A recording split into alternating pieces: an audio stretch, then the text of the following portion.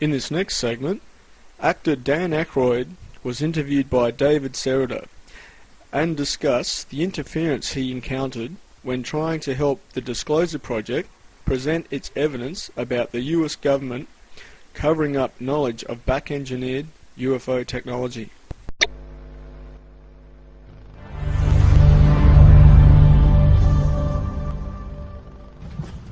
I'm here to announce that the second annual Exopolitics Expo, X-Conference 2005, was concluded on Sunday, April 24th.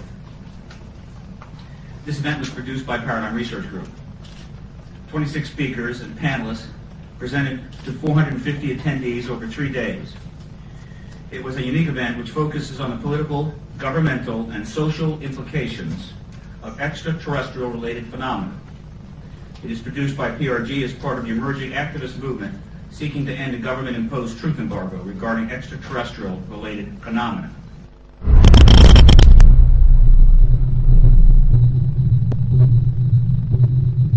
Do you believe, and describe, do you believe that your show was shut down for national security reasons? And tell us a little bit about what happened with the show out there.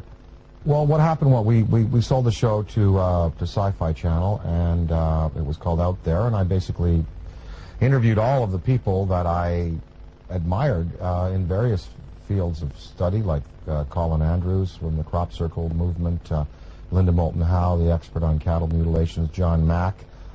And let me just put a pin in things right there, because John Mack has taken the study of abductions, UFOs, right out through the other side, and he's going, yes, we know they're here, we know they're coming, we know people have been taken, we know there's experimentation going on, we know people have been told about agendas. What we now have to do is use that as a key and as a motivation to socially transform this planet to a more peaceful, more loving, more tolerant state. So his movement, the movement for social change, has just accepts as a fact abductions, UFOs, interplanetary intervention, and what he's doing is taking it out through the positive side of it and saying, now we must use it to socially transform, and I think his message is great. But I talked to him, I talked to the Allagash guys who were taken in the canoe on that trip in Pennsylvania. The last show we did, I had both Bassett, who has the UFO time clock, and then Greer. Both Bassett and Greer were there. They were my two guests for the day. Well, the show was canceled that afternoon. And I was outside, before I knew it was canceled, in between the interviews. And I was outside, and Britney Spears called me because she wanted me to appear on Saturday Night Live with her. And so I was outside having a cigarette, the phone rang. Oh, Brittany, how you doing? Oh, sure, of course I will. I turned away like this. I turned back, and there was a black Ford across the road, a black Ford sedan. And I was trying to look at the plate, and the plate seemed kind of like fuzzy, and I was, definitely a police car. And two guys were there, and a big, tall guy got out of the back seat, and he stood in the street on 42nd Street it was. We were at 42nd Street and 8th Avenue, and he looked right at me. And literally, I was on the phone. Hey, oh, sure, of course I'd like the show. Saw the Ford, went back like this, turned back like a half second later, and it was gone. And that car did not go past me. It did not make a U-turn, because I would have seen 42nd Street. I would have seen that thing take a U-turn and go away.